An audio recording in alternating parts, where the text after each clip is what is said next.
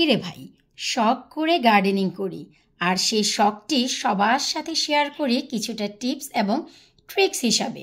আপনারা সবাইকে আমাকে সুদখোর মহাজন অথবা ব্যাংকের কোনো কর্মকর্তা পেয়েছেন যে প্রতিটি কাজের হিসাব আপনাদের দিতে হবে? এটা কেমন বিচার রে ভাই? হ্যালো এভরিওয়ান, আসসালামু আলাইকুম। কেমন আছেন আপনারা সবাই? আলহামদুলিল্লাহ, আমি তো অনেক ভালো আছি, কিন্তু মনটি অনেক বেশি কষ্টে আছে। তার কারণ হচ্ছে আমি শখ করে বাগান করি আর আপনাদের সাথে শেয়ার করি। সেই শেয়ারগুলো আপনারা টিপস এবং ট্রিক্স হিসাবে কেউ কেউ নেন, আবার কেউ কেউ এমন কিছু প্রশ্ন আমাকে করেছেন আমার প্রিভিয়াস বেশ কিছু ভিডিও দেখে, যে কি আর বলবো। আর সেটা কি? সেটা হচ্ছে যে আমার কাছে পার্সোনালি অনেকেই অনেক কমেন্ট করেছেন, প্রশ্ন করেছেন আমার কিছু ভিডিও দেখে 2024-এর বেগুন গাছের চারা, যে আপু আপনি কফি ব্যবহার করেছেন, খাবারের কফি। এখন আমরা নতুন করে চারা বানাতে যাচ্ছি, বীজ জার্মিনেট হয়ে গেছে। তো আমরা যদি কফি ব্যবহার করি, এতে কি 100% গ্যারান্টি আছে যে আমার গাছগুলো নষ্ট হয়ে যাবে না বা আমাদের গাছগুলো নষ্ট হয়ে যাবে না? সো এখন বলেন, আমি কি জমি বেচাকেনা করি, না ব্যাংকের কোনো কর্মকর্তা, নাকি আমি ভাই কোনো সুদখোর মহাজন যে আমি আপনাদেরকে 100% গ্যারান্টি দিব? 100% গ্যারান্টি এই পৃথিবীতে মানুষেরই নেই, আমি কিভাবে দেব রে ভাই? তবে হ্যাঁ, আমি আমার অভিজ্ঞতা আপনাদের সাথে শেয়ার করেছি এবং সামনেও শেয়ার করে যাব। আর সবার আগে আমি আপনাদের বলবো, প্লিজ, আমি আগেও যে তথ্যটি দিয়েছি এখনো দিতে যাচ্ছি। আর সেটা কি?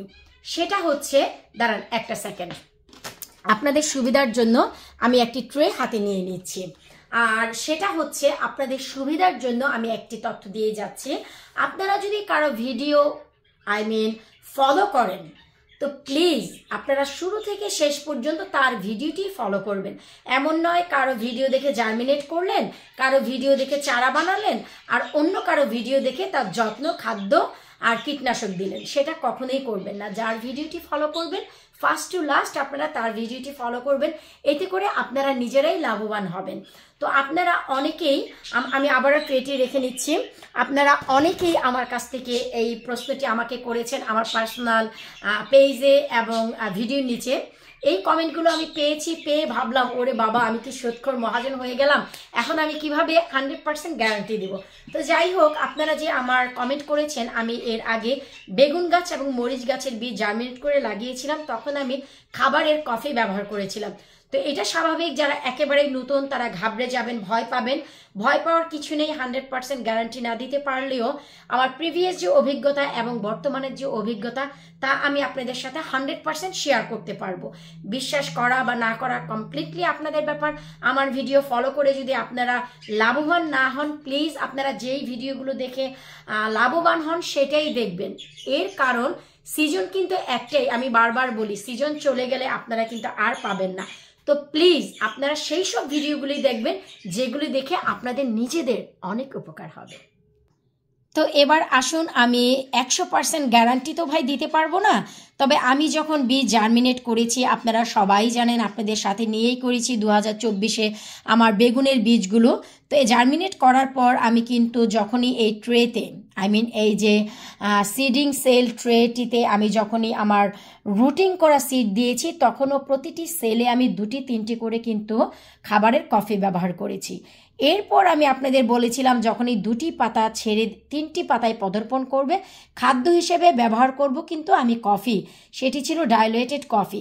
তো সেই খাবারটি পাওয়ার পর বর্তমানে আমার গাছের চেহারা এবং রূপ আপনারা দেখুন, শুকর আলহামদুলিল্লাহ, কত চমৎকারভাবে বেড়ে উঠেছে।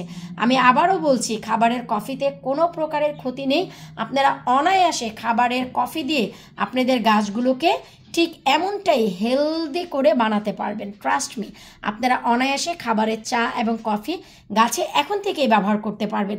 আমি জানি আপনাদের ভয়, কারণ আমরা অনেক কষ্ট করে বীজ থেকে রুটিং করে তারপরে হচ্ছে এগুলো পটে দিয়ে চারা বানাই। সো চারাগুলো যদি শুরুতেই নষ্ট হয়ে যায় বা রুটিং করা বীজগুলো নষ্ট হলে আবারও আমাদেরকে জার্মিনেটে রাখতে হবে। বীজ অনেকের কাছে অনেক আছে, অনেকের কাছে খুবই অল্প। তাই আপনাদের ভয়টিও একেবারেই স্বাভাবিক। আমি অনেক মন খারাপ করলেও কিছু মনে করিনি, কারণ যারা একেবারেই নতুন, এই প্রশ্নটি আমাকে করা একেবারেই স্বাভাবিক ছিল যে আপু, এতে কি কোনো গ্যারান্টি আছে যে কফি দিলে গাছ নষ্ট হবে না। বাইরে গ্যারান্টি তো আছেই, তার উপরে এই যে আপনারা গাছের একটু চেহারা সুরতগুলো দেখেন।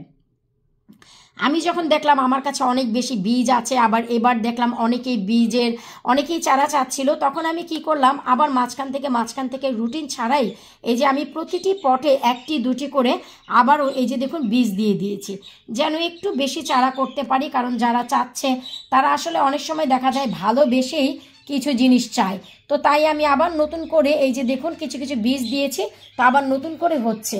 তো আপনারা অনায়াসে কফি দিতে পারবেন, কোনো সমস্যা নেই। আপনাদের প্রশ্নটি পেয়ে আমি আসলে অনেক বেশি নিজে হেসেছি যে একেবারে যারা নতুন, আসলে এই ভয়টি থাকা ভালো। কারণ সিজনটি নষ্ট করলে ভাই আপনারা সবাই মিলে আমাকে কি করবেন জানেন? ক্যামেরার সামনে না আসে বললে এটা পোষাবে না, ক্যামেরায় এসে বলতে হবে আপনারা আমাকে কিলিয়ে আলু ভর্তা করবেন।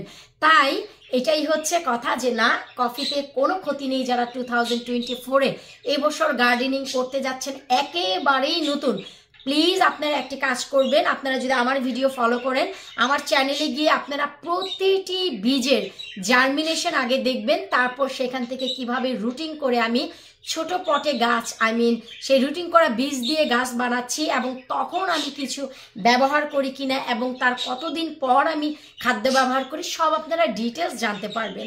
আর সব থেকে বড় কথা হচ্ছে সেটি হচ্ছে যে আমি কিন্তু রাসায়নিক কোনো খাদ্য ব্যবহার করি না। বাহিরের কেনা যেহেতু কোনো খাবার না, তাই চারার কোনো ক্ষতি হওয়ার প্রশ্নই আসে না। যেহেতু সব অর্গানিক ঘরোয়া জিনিস, এতে কোনো ক্ষতি হবে না। যেই জিনিস আমাদের শরীরে গিয়ে ক্ষতি না করে সেই জিনিস কখনোই গাছের জন্য ক্ষতিকর না। চা কফি খেয়ে আমরা যেহেতু বেঁচে আছি, ভালো আছি, গাছেরও কোনো ক্ষতি হবে না। এতে অনেক কিছু থাকার কারণে কিন্তু আমরাও ভালো থাকি, তো গাছপালাও ভালো থাকবে। তো যাই হোক, আশা রাখছি আজকে এই ভিডিওটি আপনারা দেখে উপকৃত হবেন।